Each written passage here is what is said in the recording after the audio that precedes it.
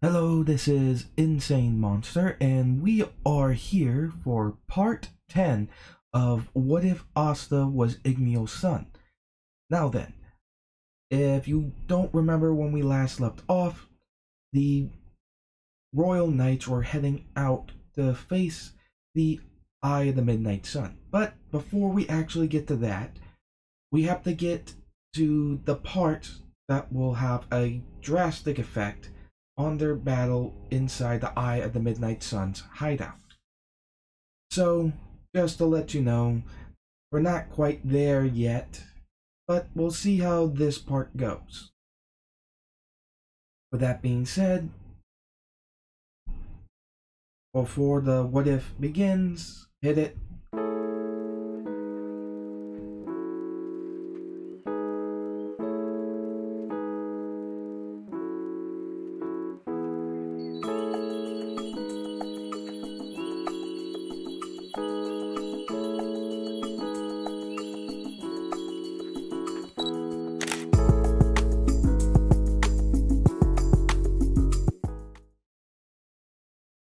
Now then, as we start off with the attack on the Black Bull's hideout, we see Gray, Gordon, and Ghost talking to each other. With well, more or less, Ghost is having trouble talking to them. For one, Gray has problems talking to people in general. As for Gordon, he's just unusually quiet. Though he is somewhat able to pick up on what they're saying, getting better at it. As Gordon states something that he's thinking about his sister being in an angel outfit, with him saying, "How did you know that?" With Gordon remarking that it's came with the poison dragon lacrima that Asta gave him. He can pretty much hear people's thoughts now. With him stating, "Dude, that's creepy." With Grace stating, no, no." Her being incredibly nervous about having someone read her thoughts. With Gordon stating that it's somewhat involuntary. As they just sit quiet, having trouble communicating between the three of them, that's when all three of them smell something weird. Scents that were familiar, as well as a large amount of disgusting scent, as they recognized it as something familiar, or at least a few of them recognized some of the normal scents. Which is when the corpses start trying to break in. With them taking a look, seeing how they have wraiths trying to break into the hideout. This being conducted by Sally, Vato, and Rades. With Sally remarking, "We had to pull so many all-nighters to make these extra raids. Honestly, was it really necessary? There's only like 3 of them in there." With Vato saying, "Yes, due to the lacrimas that we know that a number of the Black Bull members have absorbed, there's no telling what might happen if we aren't careful. So we have to come at them with full force." With Sally remarking, yeah. Though, I'd love to cut them open and see how that lacrimas altered them. With Rades only remarking that he doesn't care about any of that as long as he gets to kill them and make them his toys. This being followed up with large blasts, just destroying the wraiths that are attacking. With them stepping out, Ghost stating, "The hell do you people want?" With them stating that they're just here to get what they need and to hopefully kill them. As Vatos vanishes, going into the hideout to look for the magic stone. With that, Sally and Rades now are dealing with the Black Bulls. As Sally remarks about how most of the Wraiths are pretty banged up. So she takes out the dark magic injector tool to inject them, boosting their strength, durability, speed, and such. She does this to a couple of the Wraiths that are still around. As they go directly towards them, Gordon uses his poison magic to completely disintegrate them, having the foxes bite into them. As he then breathes in, thinking, "Thank you, Asta," as he roars out a poison dragon roar, enveloping some of the Wraiths and Rades, with Rades feeling odd and having trouble moving his body, thinking, "What the hell?" As Gordon remarks that the poison dragon Lacrima is helping him reel back the potency of his poison. At most, Rades has been slightly paralyzed, making it harder for him to move around, but it won't affect his magic as much. As Ghost said, well, that's at least helpful." As they get ready to keep going, this is when they finally summon their trump card, being Caesar, as well as Sally creating the sticky salamander, with Ghost trying to use his white dragon's roar on the salamander, revealing that it still has the reflection ability, causing the light to be distorted and shoot off, with him being quite angry at that. As Gray states that she can help with that, as she reveals a new spell, transforming the sticky salamander into a crystal, as he destroys it. With this, we then have Rades telling their somewhat patchwork Wraith to attack the girl. As it attacks using what appears to be wind, Gray is nervous but begins to breathe in as he eats the wind attack, surprising Ghost and Gordon. Gordon does pipe up a little bit, being excited, asking what that was. As Gray remarks that her magic is transformation, it doesn't have any actual elemental structure to it. And since I can turn some magics into different magics, I guess I can just eat all magic, eating the mana from them. With Gordon stating, "Why didn't you say that earlier? That's freaking useful." As Sally tries to capture her after seeing and hearing what she said with her sticky salamander, as she breathes in again, going transformation dragon roar flame mode, breathing out a large breath of fire to destroy the sticky salamander. Effectively, Gray can either shoot out raw magic breath attacks or transform them into different elements, using her transformation dragon magic attribute that has merged with the ether dragon Lacrima she took into her body. With more or less Ghost stating, "Wait a minute, if you could do all this, why didn't you eat that salamander?" With her remarking that it was so sticky and gooey she didn't want it anywhere near her, and it would be gross to eat it, so she just turned it into a crystal at first without thinking.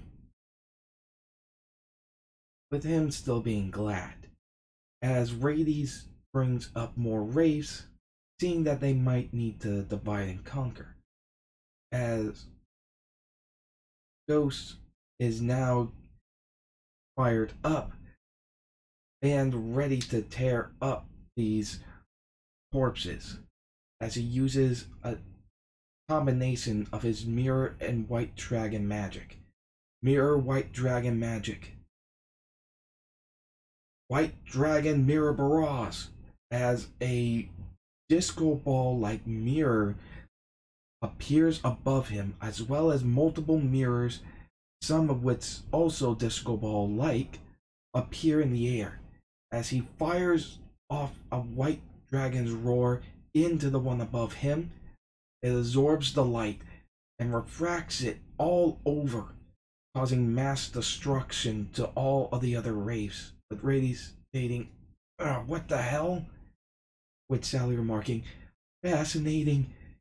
And it isn't just that one spear above him absorbed his breath attack and reflected onto the mirrors, but when it hit the other mirror balls, it ended up refracting them even further in all directions, creating a large amount of blasts. Fascinating, fascinating. I want to cut them up. With them just getting angry, Rades told Caesar to deal with this. As he stuck its hands into the ground, it then shot out at Ghost and Gordon, shooting out a spiraling force of wind and spike, just hitting them from underneath the ground. Ray was barely able to dodge, not even noticing what happened before the attack then went to her, as she was stunned about what hit her friends.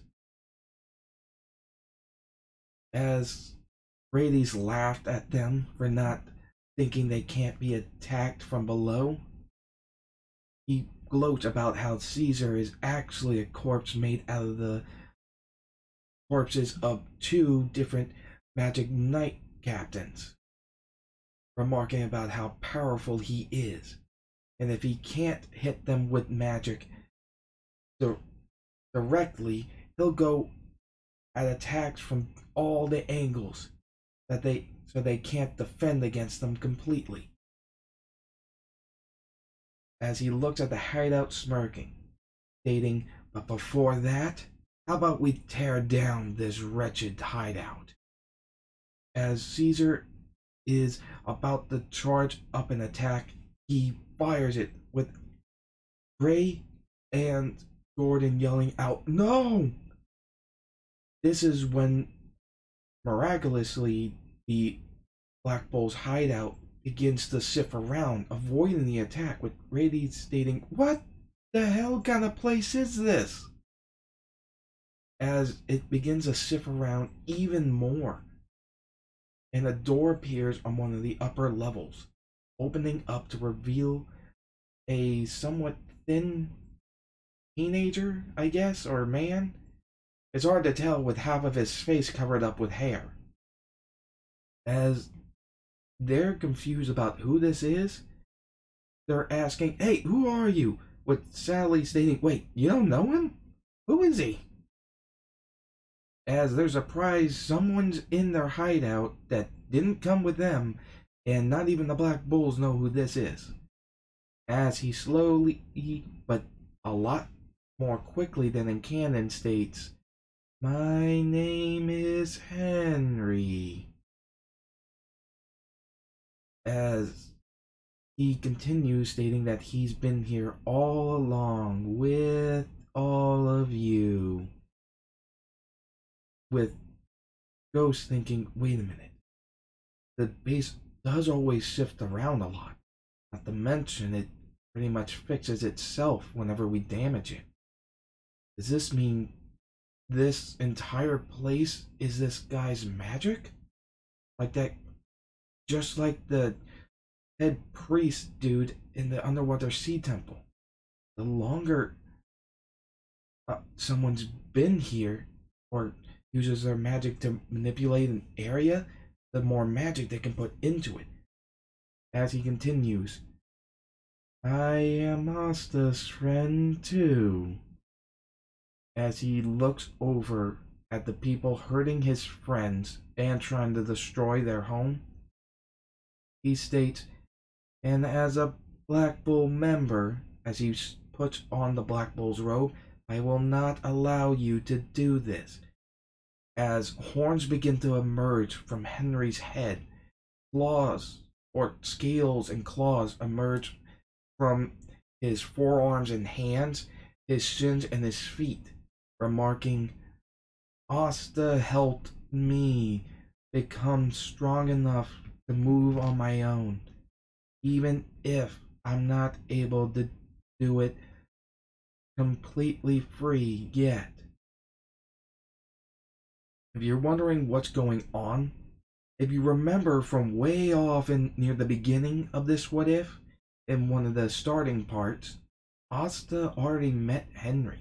And after hearing about him, he figured that the closest way to get rid of his curse, or whatever was causing him to train magic from others just to support his own body, he figured that if his body became stronger, then it'd be a lot better. So, for the entire time Asta's been at the Black Bull's hideout, when he first met Henry, he gave him an earth dragon lacrima, and has frequently visited him, bringing him food and cleaning up his room to allow Henry to more or less absorb his draconic mana, allowing his body to get stronger at a faster pace, and allowing his unique condition to help further his transformation. Though, as he is still human, it's more or less he's wearing the excess mana as additional body parts. As they just see Henry with horns, some fangs coming out of the lower part of his jaw, and the claws and scales, he takes a breath in and goes, Earth Dragon Terra Roar, blasting Caesar, causing him to go back quite a bit. As he states, I'm ending this, as he does dual spells. The first spell, obvious, being the Raging Black Bull, as Vatos is freaking out, being just shifted around in the hideout looking for the stone. As then the second spell he used is Earth Dragon Creation Magic, Giant Draconic Armor, as Earth begins to form around the Black Bull's now reformed mech hideout to create a type of draconic-like armor made out of earth magic. As Henry uses draconic reconfiguration magic, Mana Corkscrew, blasting Caesar right into the ground with a punch. As it reels back as Caesar tries to get up, it's then hit with a draconic reconfiguration earth magic mana punch, slamming into Caesar yet again, finishing it off. With that, Sally had no choice and to use her other dark magic tool. As the scorpion necklace stabbed into her chest, her mana grew out of control and then turned into a giant salamander, which she then boosted further with her dark magic tool to encase the hideout, though it was more resilient from being knocked over, but it was being pushed back as the sticky slime began to just go all over into the creases of basically the Black Bull mech house thing. As Gray wasn't sure if she could do anything about this, and what should they do? As it was going everywhere, and they couldn't attack the whole thing since it was more fluid-like now, and going everywhere. As Ghost told Gray to look into his mirror eye, making multiple duplicates of her, and she used her transformation magic because she was not in really looking for eating the sticky slime. Well, you know, the gel magic and all that.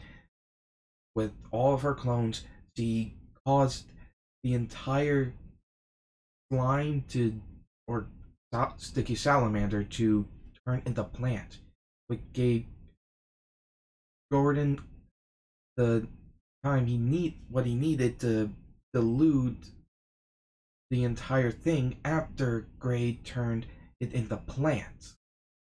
As they disintegrated the ray, we see Vato's got the magic stone showing up near them with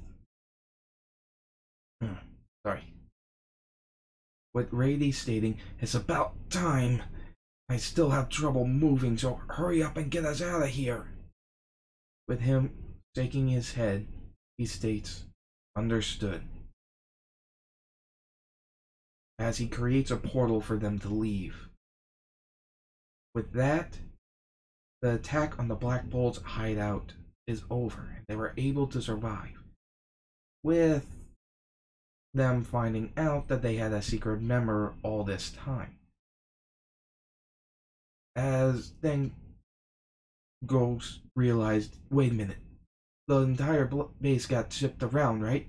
What happened to my Marie collection? They better not be damaged. With Henry stating, "I don't know." With him just yelling, "Marie!" As now they have to deal with this. As we look over to Yami at the Golden Dawns, he is somewhat anxious that some of his squad members and such are out on a mission. He was invited by the captain of the Golden Dawn as a personal apology was going to be offered after their vice captain went kind of rogue and tried to kill the Veneral. If it wasn't for Asta, he would be a lot worse off, not just for stopping Longris, but for also healing him with that spell that he ended up making on the spot.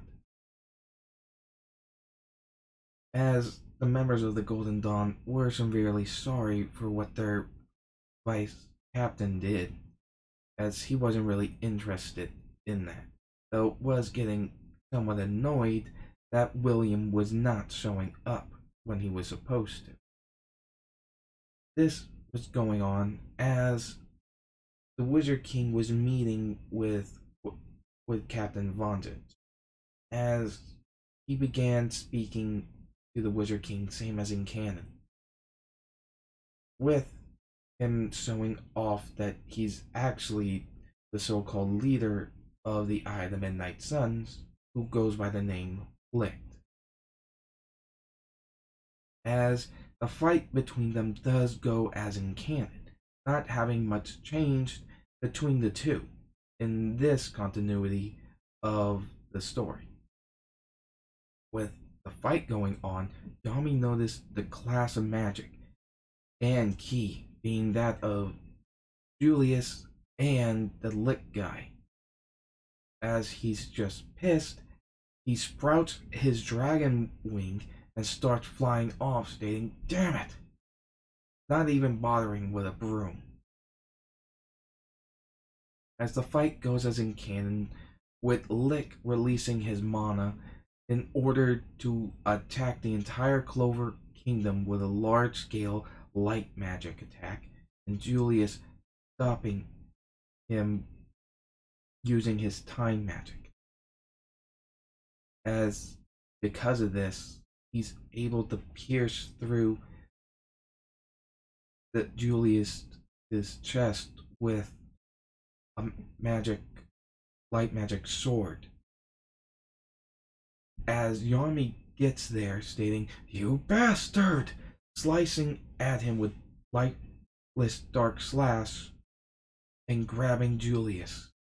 Yami is furious right now. As Lick states, "I'd be more worried about him than I would about me if I was you. As we just see Yami look down at Julius, who isn't looking really good. As Lick states, "Don't worry, I'll be coming for you later. I have to make sure that power doesn't fall or is kept by filthy humans." This pissing off Yami even more, as the anger causes another dragon wing to sprout, making a full set of dragon wings. With Lick stating, "It looks as though your anger is furthering the change. Though, even if it's just excess mana being worn as extra appendages, it still might be trouble. But I think I'll take my leave. You should probably hurry and get Julius some help if you can." As Lick leaves, with Yami prioritizing the Wizard King's health more than going after him, with him thinking, why was he here? And as he had a moment to calm down from his boiling blood, he realized the William is him, or it's just so damn confusing. Even have the dragon lacrima in me, I can tell. The mana, the key, and even the scent is completely different, but the same person. Or at least they're in the same body. Ah, how annoying. You idiots better be doing okay. As he's thinking about his squad members that are off in with the other royal knights going to off to attack the Eye of the Midnight Sun. As we will end this part right here at a bit of a cliffhanger before, But with that being said, this is going to be one of the what ifs that I will mainly focus on after the next couple of what ifs, along with Anti-Venom Deku, to finish them up, along with still working with the What If Lotto. Now, I do hope you enjoyed. Please remember to like, comment, and subscribe. Hit the notification bell. And if you want merch, look in the description down below. Hope you enjoyed, and I'll see you guys later.